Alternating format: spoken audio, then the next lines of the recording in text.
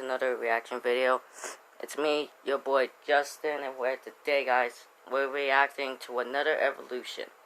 This time, it's an evolution of Freddy Krueger. Again, another one of my favorite characters, which the only ones I've seen was only just to part 2. A Nightmare on Elm Street Part 1 to the Freddy vs. Jason. I've seen the whole series except for the remake one. But yeah, guys, this one was also another highly requested video. And yeah, guys, without any further ado, let's get started. I'll leave a link of Teleanimate's channel down below in the description. Make sure you guys go subscribe to him. Plus, make sure you check out my TikTok, my merch and Teespring store. And yeah, guys, make sure you guys subscribe to the channel, leave a like, share, and click the bell to get notified.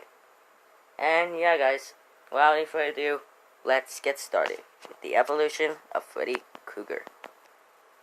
Freddy Krueger defined 80s slashers, but with so many films under his belt, he was bound to go through some changes. From creepy to comedic to creepy again, let's go through his progressions. In A Nightmare on Elm Street, Freddy's wearing a red and green striped sweater, brown pants, boots, a fashionable fedora, and his signature bladed glove. To avenge his own death, he attacks the teenagers of Elm Street in their dreams, and is defeated by being ignored. In the sequel, Freddy's Revenge, his nose is hooked, and his burn marks, which appear more embellished, extend further down his body. Green stripes are added to the sleeves of his sweatshirt, and his pants darken. His eyes are more demonic looking, and his blades are physically attached to his hand, 2 traits that would not carry over to the other sequels. This time, Freddy takes control of a young boy's body, and pops out and crashes a pool party. But when Freddy gets smooched by the young boy's girlfriend, he turns to ash. In The Dream Warriors, Freddy's look is consistent with the previous film, but he's shown shirtless for the first time, revealing a chest of screaming souls. He gets beat up by dysfunctional kids in the dream world, and is finally defeated when his human remains get laid to rest. The Dream Master resurrects Freddy with the power of dog pee. He's the same Freddy, but his glove is slightly updated in color. Freddy neutralizes the kids from the last film, and this time he bursts when shown his own reflection. Freddy is rebirthed in the Dream Child and grows quickly into an older, saggier version of himself with larger burn marks. He trains a young apprentice in the dream world who unfortunately turns on him, and Freddy is absorbed by his mother. Freddy's Dead, the final nightmare, takes us through Freddy's upbringing as a child, then teenager, and finally as a middle-aged serial killer. He's burned to death, but manages to gain dream demon powers. Physically, Freddy retains the larger burn marks, but isn't quite as saggy. He faces off against his daughter, who blows him up once and for all. Wes Craven's New Nightmare establishes the previous Freddy as a made-up movie character, and introduces a taller, pale-eyed Freddy demon. This one wears a green hat, trench coat, leather pants, tall boots, a striped turtleneck, and an organic bladed hand. He attacks the star from the first film, but gets cooked in an oven. In Freddy vs. Jason, we're taken back to the original timeline and shown another version of human Freddy pre-burn. This Freddy's burn marks are darker. His teeth are sharper, his pants are lighter, and the blades on his glove are larger. He races Jason Voorhees to do his bidding, but gets jealous of his kill count and faces off against him instead. The franchise would be rehashed, or, rebooted in 2010 with a shorter and more realistically burned Freddy Krueger. While creepier looking, he fails to live up to the Freddy we all know and love. Thanks for watching, liking, and subscribing.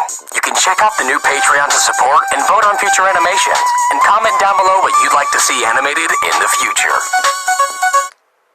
Well, that was cool, but I want to make this video a little bit longer, so I'm going to change the title to reaction to evolution of Freddy and evolution of Jason. So, yeah, guys, let's react to evolution of Jason Voorhees now. With MailChimp's marketing smarts, you get a whole lot of creative smarts, recommendation smarts. The Friday the 13th films are known for horror icon Jason Voorhees. From Misshapen. So on this one, I've seen all the films, every single film, including the remake one, is what I saw. boy to space monster, let's go through his progression. Jason first appears in part 1 as a bald, deformed child who drowned at Camp Crystal Lake. His mother later avenges his death, only to be killed herself. In part 2, Jason is alive somehow and seeking revenge for his mother. He's full grown and wears a plaid shirt, overalls, and a one-eyed sack. Unmasked, his head appears lumpy with patchy long hair. Jason is bulkier in part 3 and acquires his iconic hockey mask and trades the overalls for blue pants and a green dress shirt. He also ditches his hair for a shaven look and oddly shares little resemblance to himself in part 2. In the final chapter, Jason's clothes noticeably have more wear and tear, and his face looks much more deformed.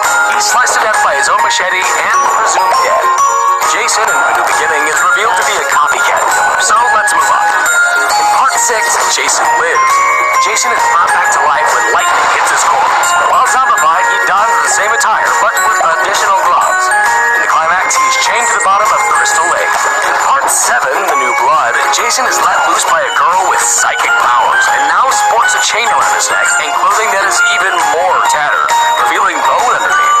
His mask is broken and reveals an extremely rotted face. Once again, to stop his rampage, he's sent to the bottom of the lake. Part 8, Jason Takes Manhattan, has Jason awoken by electric shock and finds a new mask.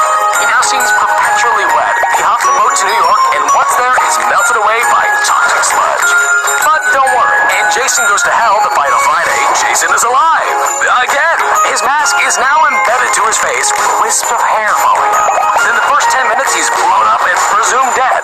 But the film carries on as his ghost possesses other people. He eventually resurrects himself, but is soon stabbed by a magic dagger and dragged into hell. Jason is risen by Freddy Krueger for their crossover, Freddy vs. Jason. His mask is no longer embedded, his skin appears leathery, and he's game-wide. He's also sporting a new brown coat. Jason X shows Jason back to his normal hide and flesh-colored skin, and his face here is lumpy. He's cryogenically frozen and let loose on a spaceship, and later rebuilt with nanotechnology, which gives him a shiny new mask and bodysuit. With nowhere left to go, the Jason series was rebooted with a more classic look in 2009, leaving Uber Jason in space.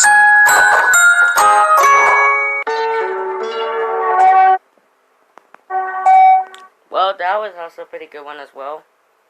And yeah, guys, like I said before, I will be getting to the evolution of King Kong next week. So yeah, guys, hope you guys enjoyed these 2 evolutions. And yeah, guys, thank you guys so much for watching. Make sure you go ahead and subscribe to Tell Anime, subscribe to the channel, leave a like, share, and subscribe, and click the bell to get notified. Check out my merch in Teespring store. Plus, check out my TikTok, and I'll leave them both in the description below. And yeah, guys. I'll see you guys all next time. This is Justin, signing out.